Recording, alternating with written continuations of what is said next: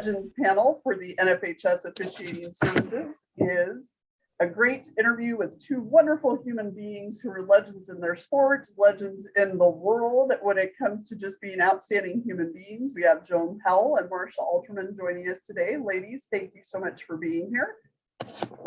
We're going to jump in with our first question.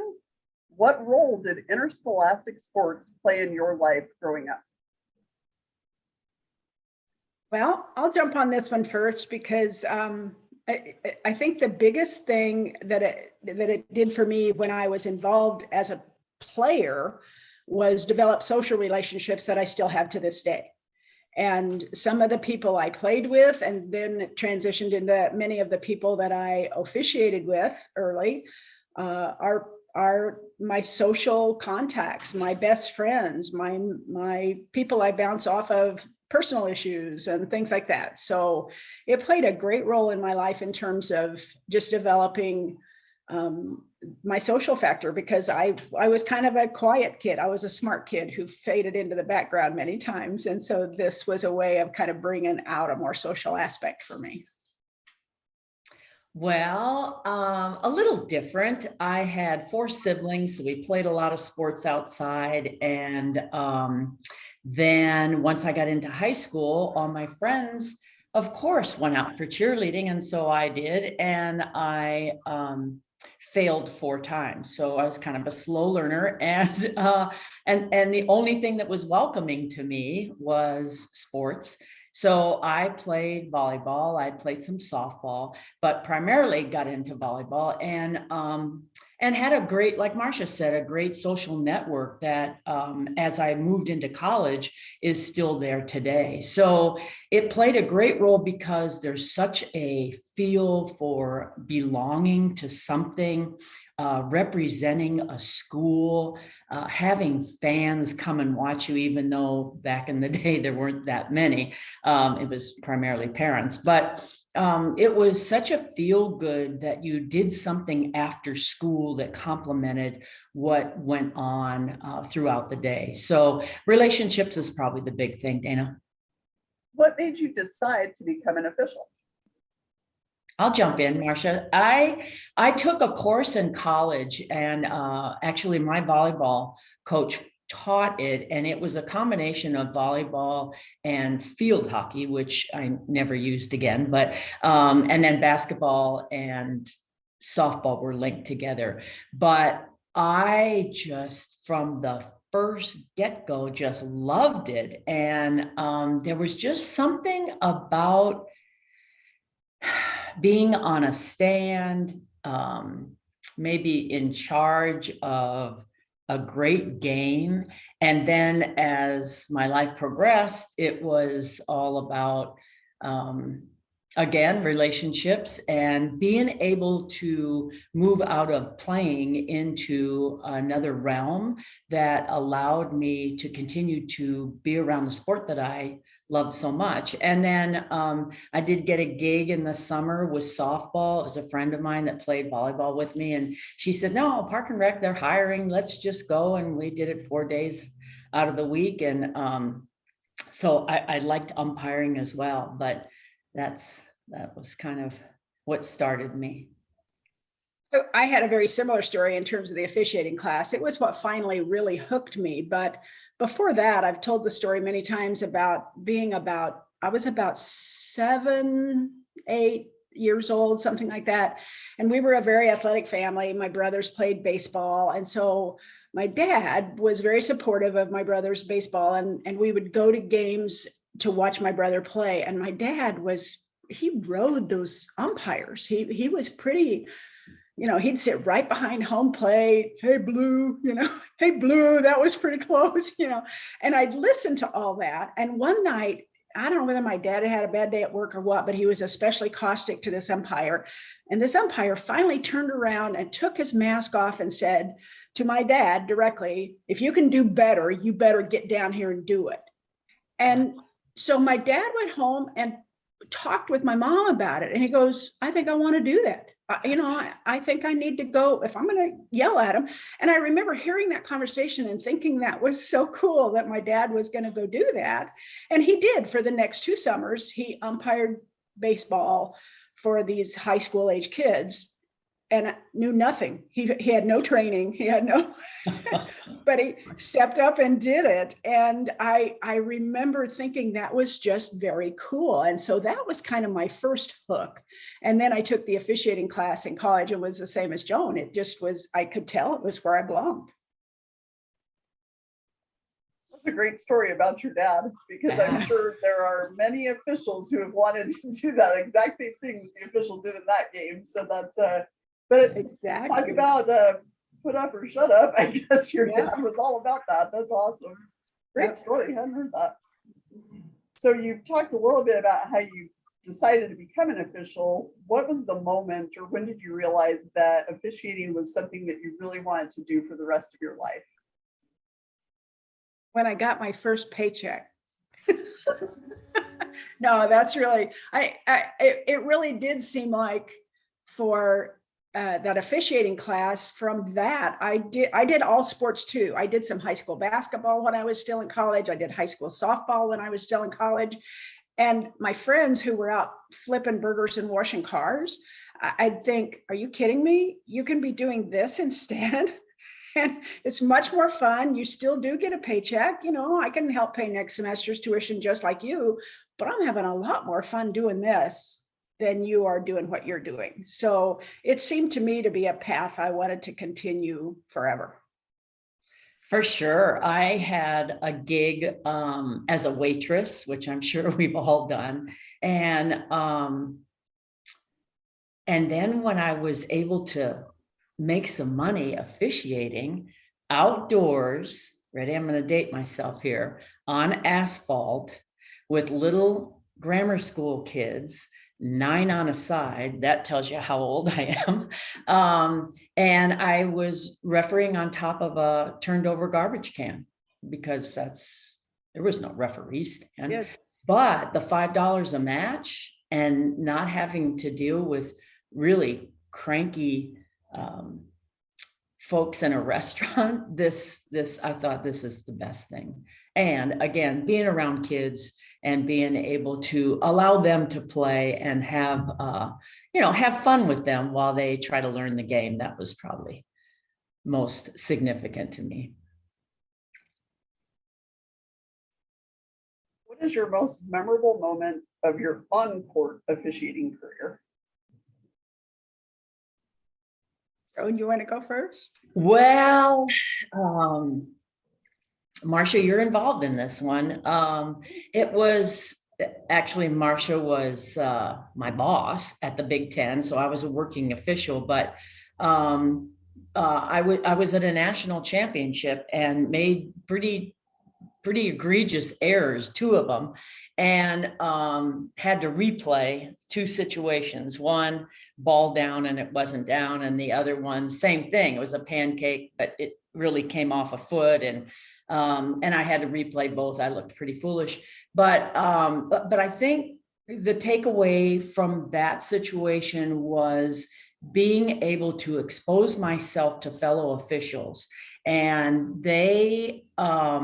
I mean, I will never forget the comments people made after the next evening at the convention, being able to tell them what the story was like and what my feelings were like, and how I felt like I disappointed not only my second referee, but the line judges and volleyball itself. And I really had a difficult time. But in clinics, when you're able to tell folks of your mistakes, and they finally realized that, she was at the pinnacle of her career as a first referee in the national championship semifinal, and made mistakes just like I do at home, then people just really relish that kind of stuff. So I guess that's kind of my on-court faux pas. Mine was kind of more on the happy side. I got to finish my postseason career on kind of a high, because in 1996, to age myself, I was lucky enough to get to, this was back side out volleyball. So we had long matches, and I got the regional semifinal in Hawaii. and it was Michigan State versus Hawaii. And so I'm looking at this as potentially my last postseason experience, because I had just started discussion about taking the Big Ten coordinator job. And I knew that would take me out of postseason. So this was like my last big hurrah in postseason. And I ended up getting to call the regional final with Hawaii and Michigan State, 2 hours and 45 minutes. It was televised, which was rare then. And so my friends were all watching and emailing me afterwards and stuff. And so it just ended up a real high for me to be able to have that be kind of my last postseason experience. Those are great, both great answers. So kind of in the same category as memorable experiences, as it relates to your officiating career, what's your most memorable experience off of the court? I'll go first on this one because for me, it's kind of easy. This was an opportunity afforded to me because of my officiating career, even though it wasn't in the role of an official. And that was that I got to be on the staff of the Atlanta Olympics and got to do that. And I would never have gotten to do that had I not had a history and a resume of officiating. That is why I got picked to be on that staff, even though, yeah, I got to interact with the officials, which was great fun. I got to be back in the locker room as they prepared for their matches and stuff like that. My role, though, was not about officiating. It was about event management. But not only was it a huge learning experience, but it was something that I'll never forget. So Marcia just reminded me, mine is kind of off court, on court. So my life moved into a path of leadership, just like Marcia, and I was afforded the opportunity also an Olympic experience. And so in 2008, I was selected as the team leader, which is really team mom of the 2008 Olympic team, and all the logistics, everything from, you know, transportation to scrimmages to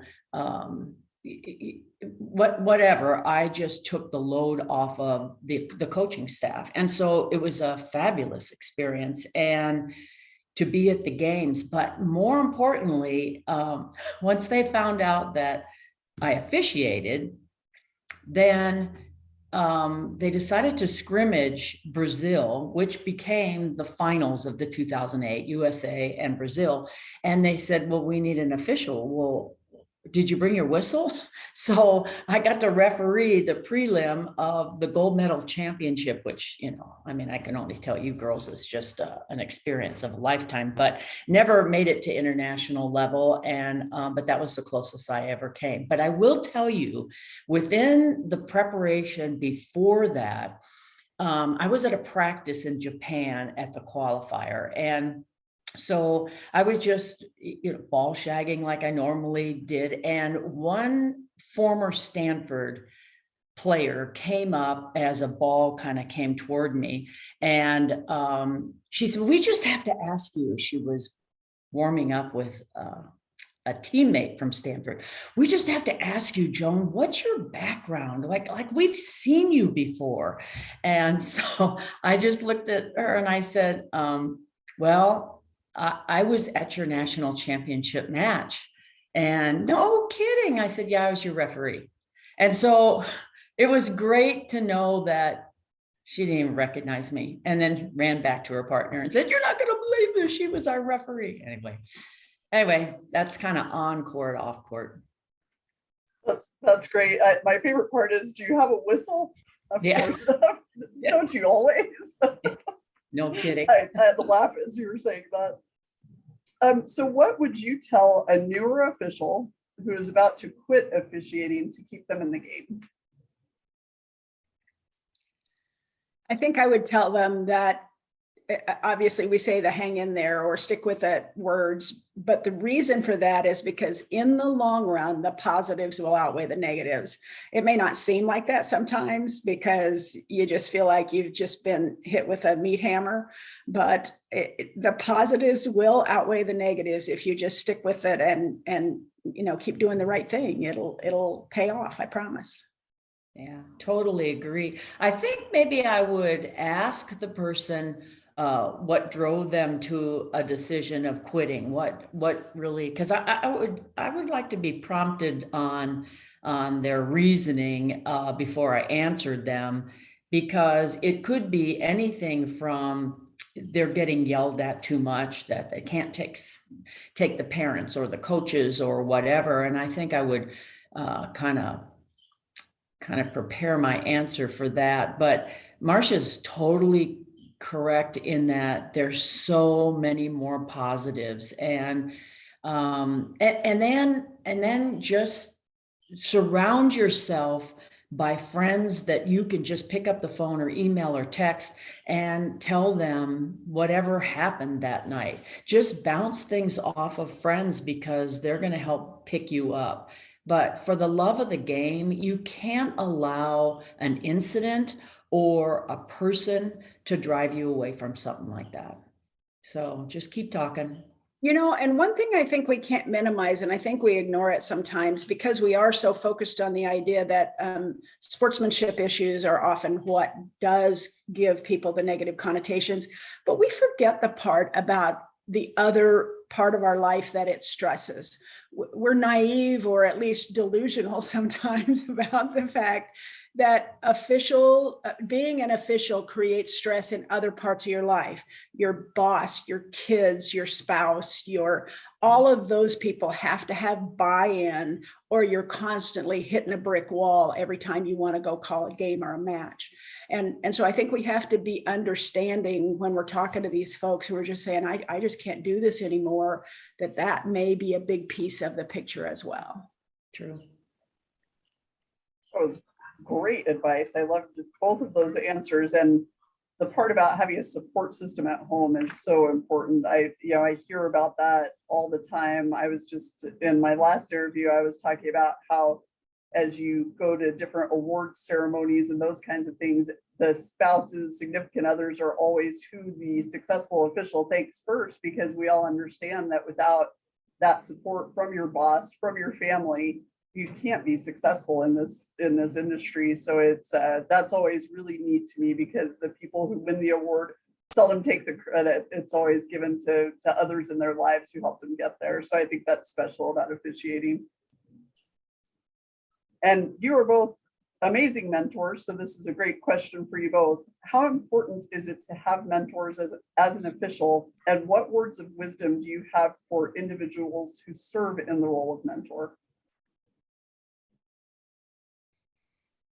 I had a great mentor, Sue Lemaire, and I remember seeing her at the 2000, what was it? No, 19, oh, who knows? But the LA Olympics, you can look up the date. And so I saw her, I was with my husband, and I saw her walking. It was within a complex somewhere, and I went, oh my gosh, I said, it's Sue Lemaire. And oh, really, who's Sue Lemaire? Oh, she's the greatest. And she was the first female to referee volleyball, but she was chosen as an outdoor official. She did both international beach and also indoor. And it was such a thrill. Most people get thrilled because they see athletes, but I was thrilled to see her. And so from a distance, I watched her every move. I watched her national championship matches. I watched what she did on the court, off the court, and it was unbeknownst to her. She just did it as a role model. And so, but these days, it's a little bit different, I think. I think you have to identify a mentor. There was a gal I met that was really sad that no one was paying attention to her in her location. And I said, well, who's your mentor? And she says, oh, I don't have anybody. I said, well, who got you to where you are? Oh, no, I did. And I think that is just like a falsehood. Nobody gets anywhere by themselves. So identifying a mentor and someone that's going to take the time, that's the key. is that someone takes not only interest in you, but also checks up on you every now and then. So Marcia does the same thing, I do the same thing, and it may not be that we were tagged as a mentor, but just to check in with someone every now and then, just, hey, how's it going? Haven't heard from you in a while. But you can have a very formal mentor too that's assigned to you. I think Marcia can talk about that. But as far as a mentor itself and just pay attention to what the people are doing and what they're going through. Know what it was like during your days, your early days, and know how that you can uplift them. You might be the only person that keeps them in the game. So that would be my advice. Yeah, I think it's a sensitivity to what would I need to hear if I was in their shoes, and trying to come up with that. I do have a formal mentor program in the Big Ten because I think the Big Ten is a fairly unique atmosphere with the crowds that they draw and that sort of thing. And so I just called my new officials last night that are being added to the Big Ten roster and got everybody pretty excited. It's always my feel good calls for the year. Hey, I'd like to offer you a position on the Big Ten roster. And they're like, oh my God. and I tell them I'm going to assign you a mentor, and that mentor is there for you for everything from, okay, I forget how she said to fill out the travel grid and I don't want to have to call her and do that. You know, that's part of your mentor's role, but it's also when you've had that match where you just aren't sure you handled something right, or would there have been a better way? And that mentor has to listen first.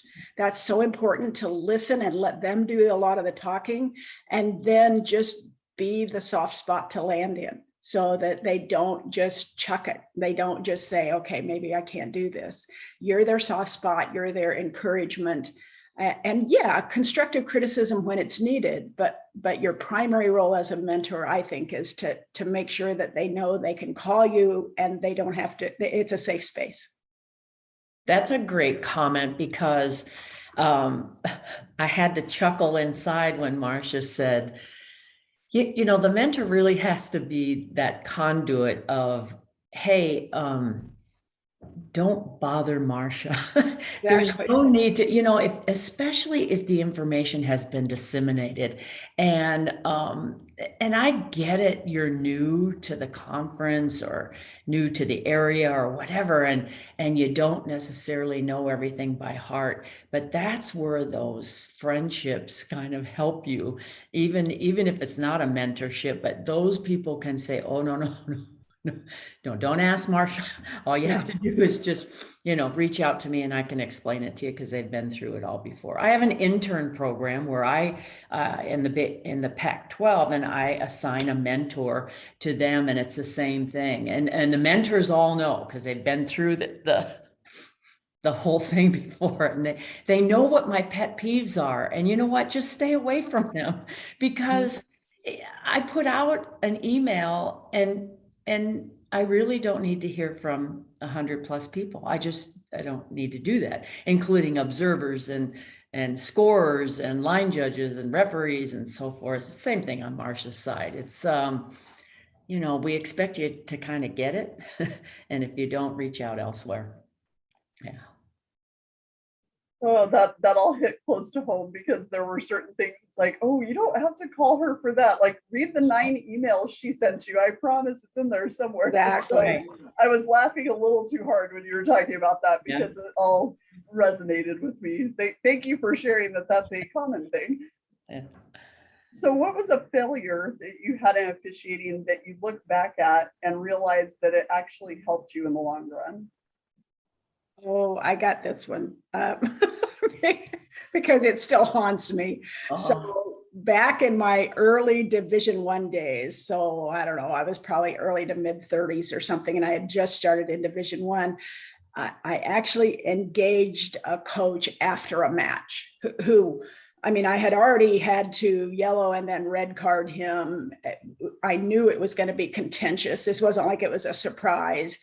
And like a dope, I still got off the stand, and boy, I was just going to go across to that score table. And, you know, if you dare, I was bait, you know, and sure enough, here he came, and we walked down the hall having the words and the whole thing. And, I think about that now.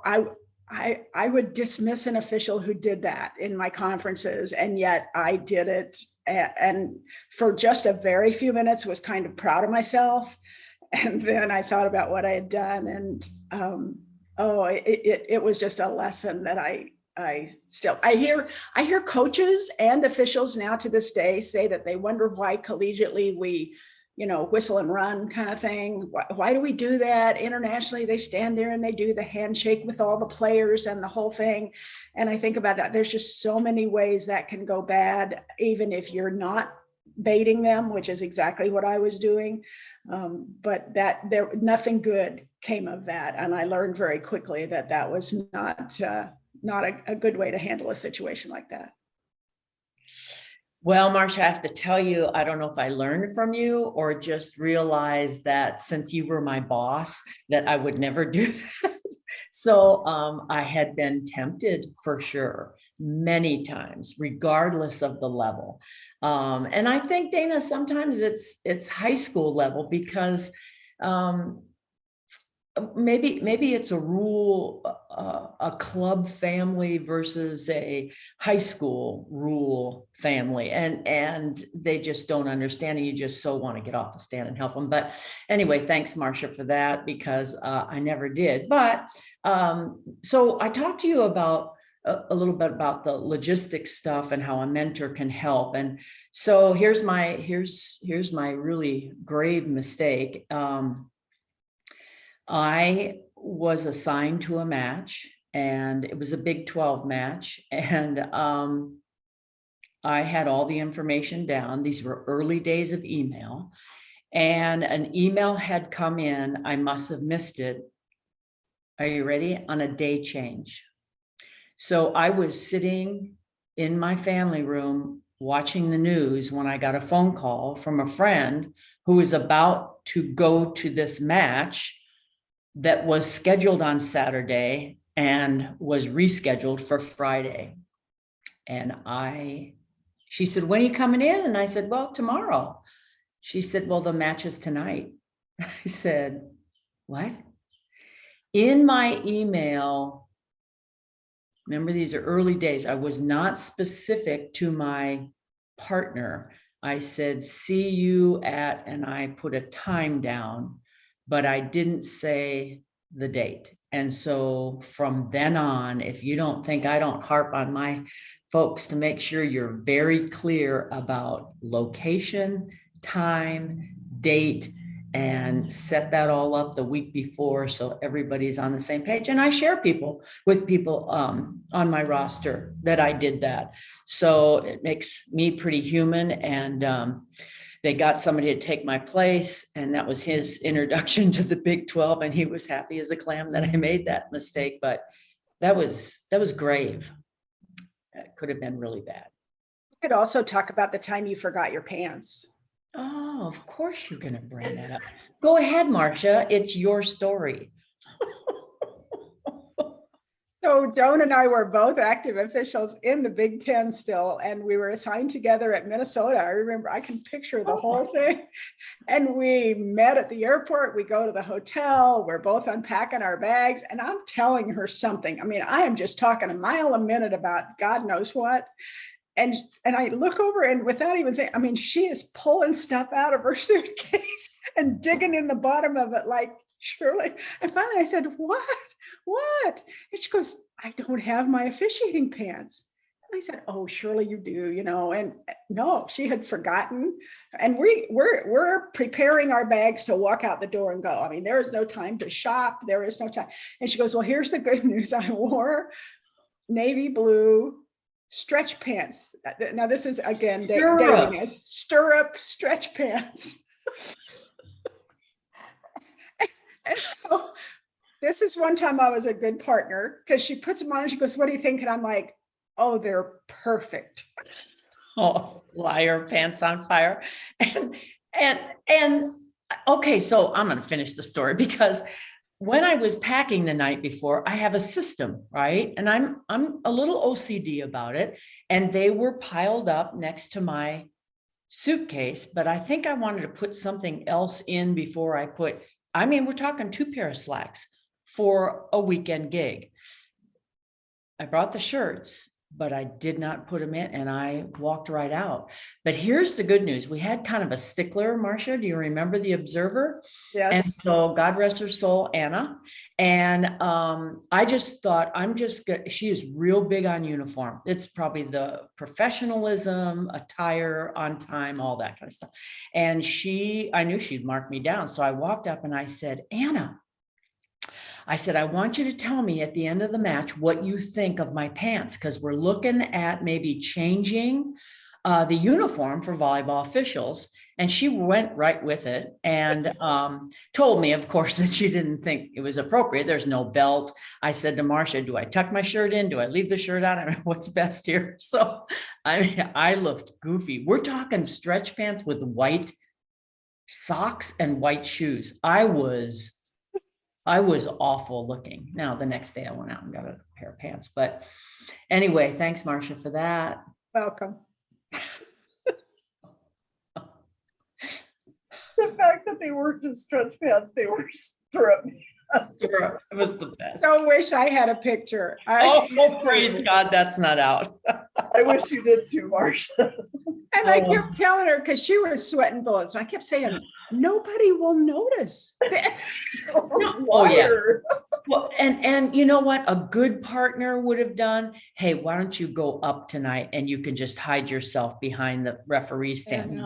No, I kept my assignment. I was second referee and danced around, doing all my, oh my gosh, it was pitiful. In your stirrup pants. Wow. That is so that whole story gave me so much anxiety between the pants and the day change. There was a lot. Yeah. And people are going to listen to this and go, how did they ever advance? And now they're telling everybody else. Why are they calling them legends? Legends in their own mind. That is classic. Dana. Yeah. The next time I see you, Joan, I'm gonna be checking your pants, just make sure there's no stirrups on. Oh, that's amazing. Oh my gosh. Oh my goodness. So bad. So what do you find, or did you find, the most rewarding about officiating? Well, it's still going on, isn't it, Marcia? I mean, it's all about relationships. I mean, there are some key moments in officiating, whether it's Marcia's been on the top end of awards and of opportunities, and I have as well, but it's just not that as much as it is relationships. And I heard a principal when I taught and coached at a high school. It was at a graduation, and I remember listening to him, and he was telling the class, this class is amazing. There are all kinds of awards, whether it's math, science, chess club, drama, of course, athletics and the band. And he was naming all the extracurricular activities. And he said, but let me tell you, it all boils down to relationships. So you can have all the awards you want, all the dust collectors, but when it comes down to it, it's the people sitting around you right now and those that you are about to meet. And I just took that to heart, and I thought, wow, this guy is right on. And that's what Officiate has afforded both of us. Indeed.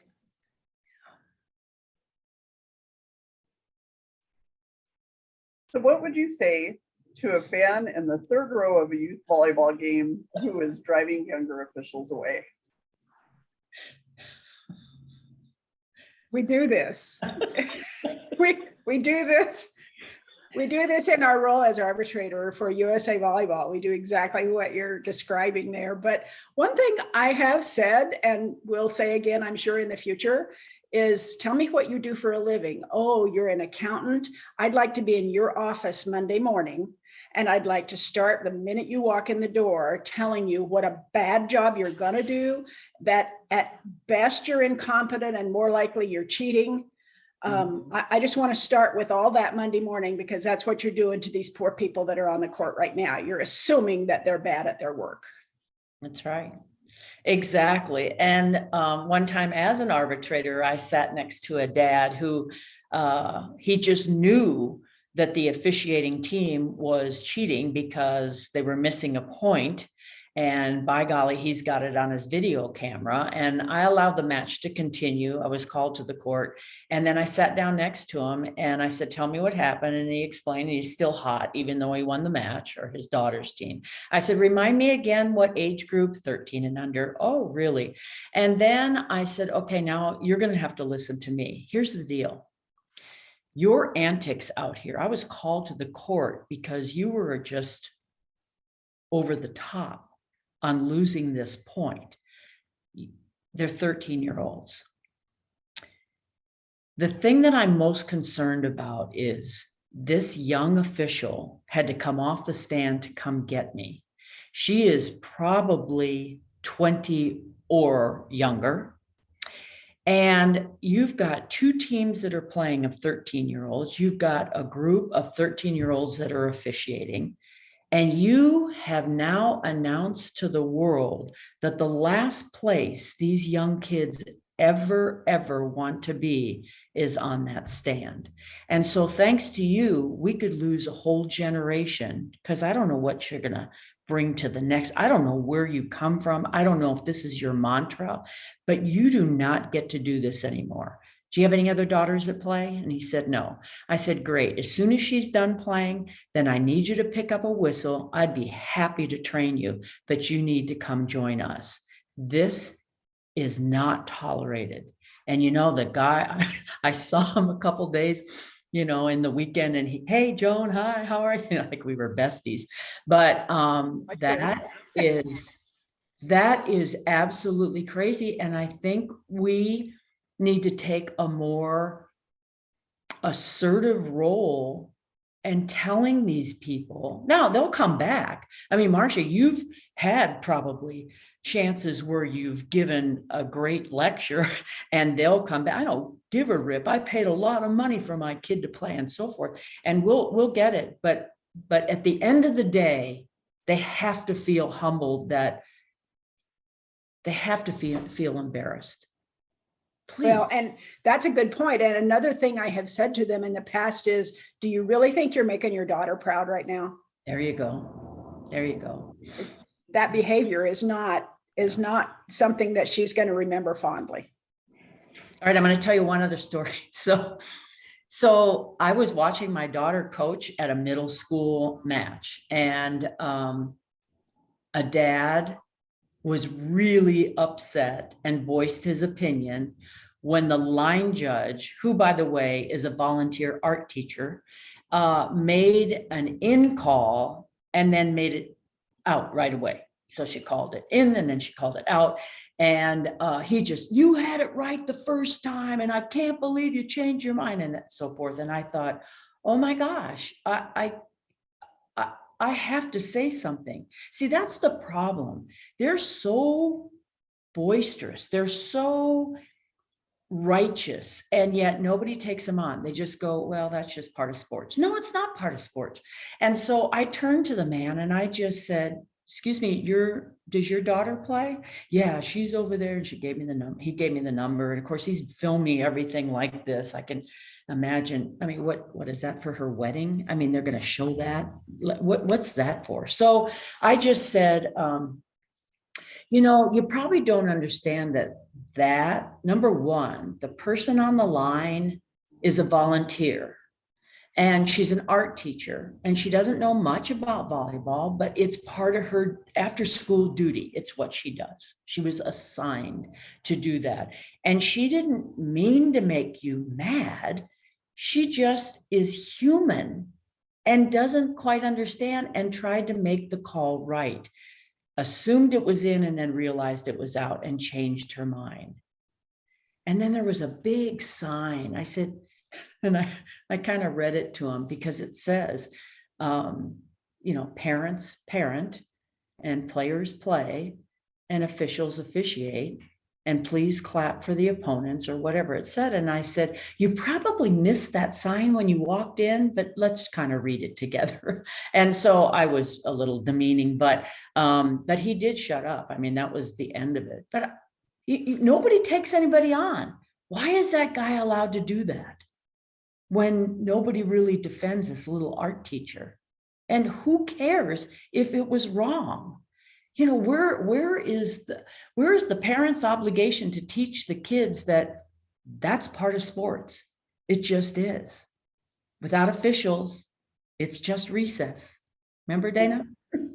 I do remember that. And I think that lack of perspective is what's so difficult because, and I'll get off track for just a second, but I had a very similar situation. I was at a basketball officials camp in a state that I was not a part of, but there was a parent that was just it's a learning camp. It's a teaching camp for the kids and the officials. And everything the officials did, this parent was just, losing her mind. And I let it go. And then I was like, I'm going to flip the script. So the kids missing free throws. I'm like, oh, how do you miss a free throw? And I'm just, and the parent looked at me and she goes, well, I can't believe that you would say that. I said, I've had to listen to you for the entire game, do that to the officials. I said, everybody's learning. She didn't say a peep after that. And I was a little scared because the lady was probably like 6'3", and I was like, she could kill me with her bare hands, but I couldn't take it anymore because you can't. It's so upsetting when it's a learning environment and you've got somebody that's acting like it's the finals of the NBA or the national championship for volleyball. It's just like, get some perspective. It's June. Nobody's winning a state championship right now. What is wrong with you? And you're right. Not enough people will open their mouths and tell somebody, you need to stop. Because that's what changes the behavior. We can think about it all we want, but until somebody calls individuals on their behavior, they'll just think that it's part of the game, like you said earlier. And it's just not. So I don't know. It's frustrating, but I love the fact that you have that position in volleyball where you actually have somebody that goes and addresses people who are acting outside of the line. So I think that's amazing. Well, go ahead. It's supposed to be for ethics and whoops, am I muted? You're good. No, you're It's supposed to be for ethics and eligibility. And yet Marcia and I and the rest of the arbitrators are rarely called to a court for bringing in a ringer or an age discrepancy or something like that. It's more about poopy parents. It's about dealing with, those that I paid to get in, therefore I can act any way I want. And by the way, that's my seat. So I own that chair. Yeah. Oh, it's a nightmare. It is. It really is. It's unfortunate that you have to do that, but it's great that you have a mechanism in place. So yeah, for sure. If you could tell your younger self to do something differently in terms of officiating, what would that be? I tend to be kind of a perfectionist. And so I think that's the lesson I would give myself. I would ache over matches that didn't go well, and beat myself up pretty hard because I'm a perfectionist. And I think so the message I would give myself is don't expect perfection. Strive for perfection, but don't expect perfection. I think those are two different messages. And especially when I first started, I wanted to be perfect. I had fairly quickly gotten into the rules thing, and I became the rules interpreter for the old NAGWS. That too dates me. So I knew the rules frontwards and backwards. And so because those are black and white, I wanted everything else to be black and white. And therefore I wanted to make always the right decisions. And so I would tell myself, don't expect yourself to be perfect when the judgment things start coming into play.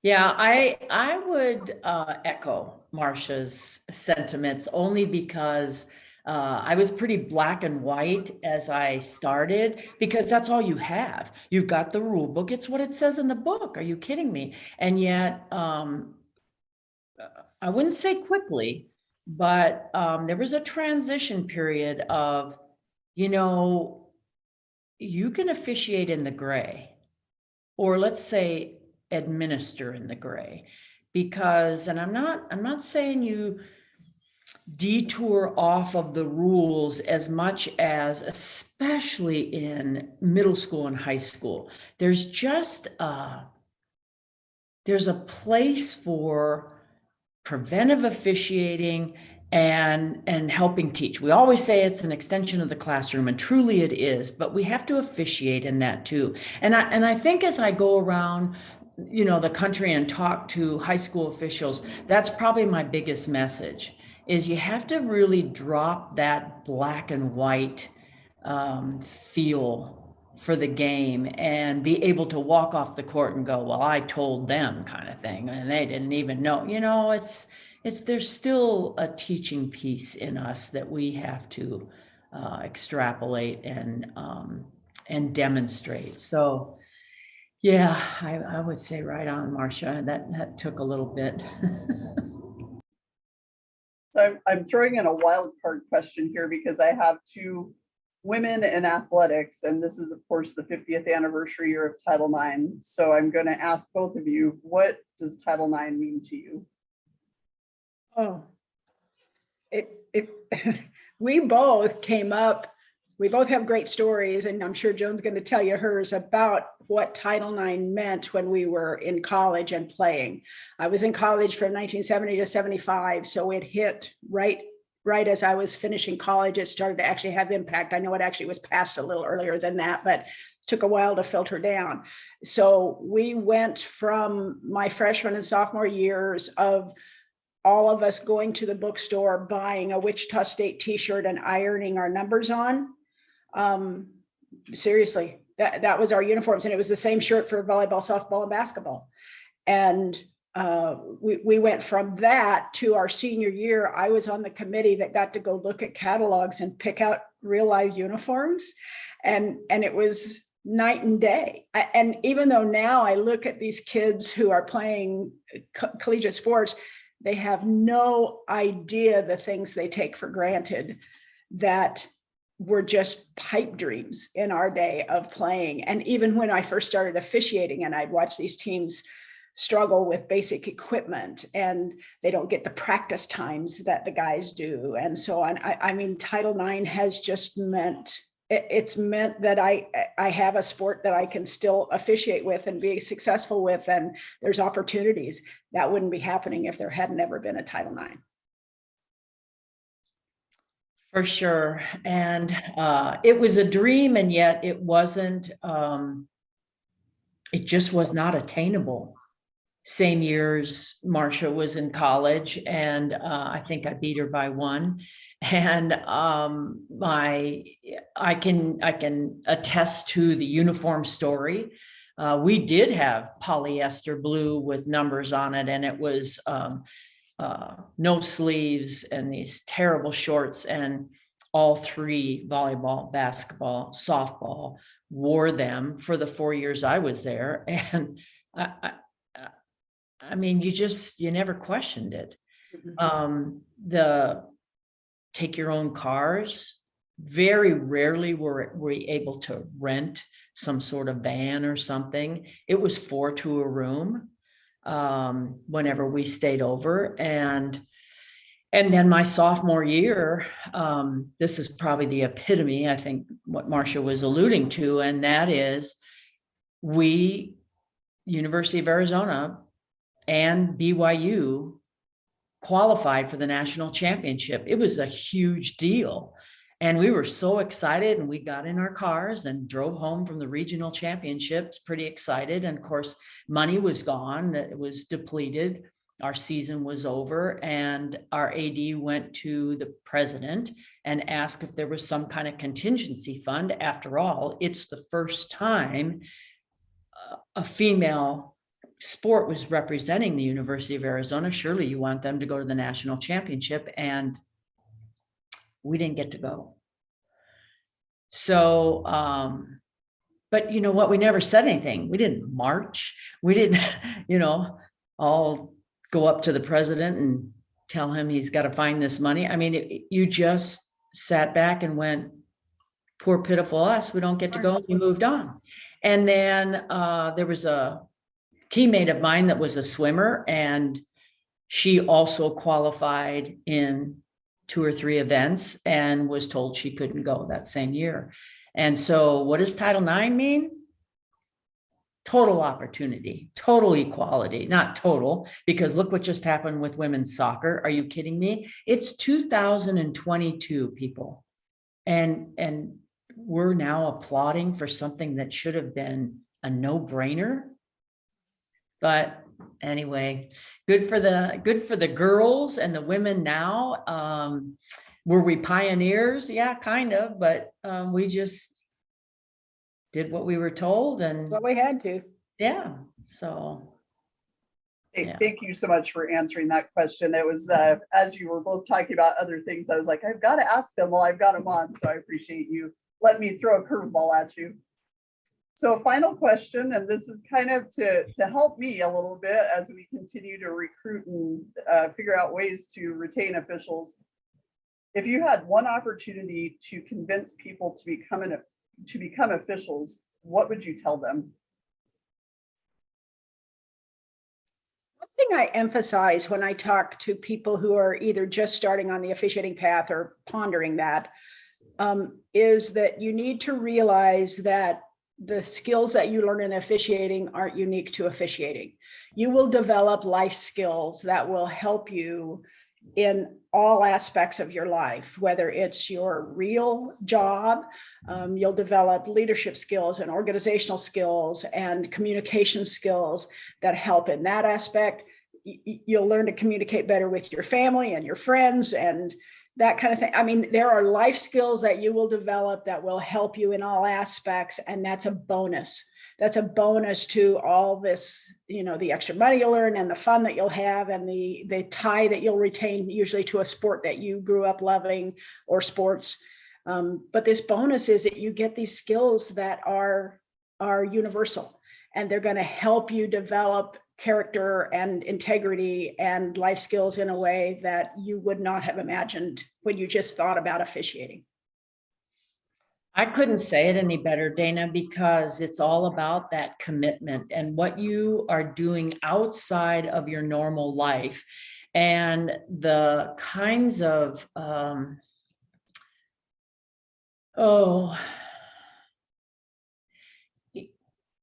not just your family and your workplace, but you as a human being, how you are, how you're perceived through life, and how you gain a this value of what are you doing when it's said and done and you've retired. What was it all for? What you're going to look back at this and say, what? You know, it's one thing to go to work every day and dredge through something maybe you don't even like, but this outside avocation is really about love of the game, love of people, love of the opportunities that were afforded you. And again, I keep coming back to relationships. It's the same thing, but to commit and fit it in your schedule is, it's a puzzle, and you can do it, but it takes some time to make sure that family is okay with it and that your workplace is okay with it and you're not lying to either of them, and that you're making that time. This is something that you want to do. It's,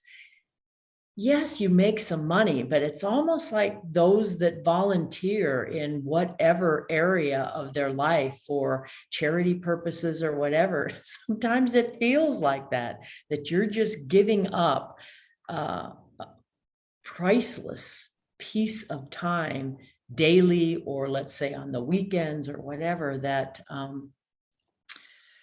it can't be replaced, and sometimes maybe can't be explained.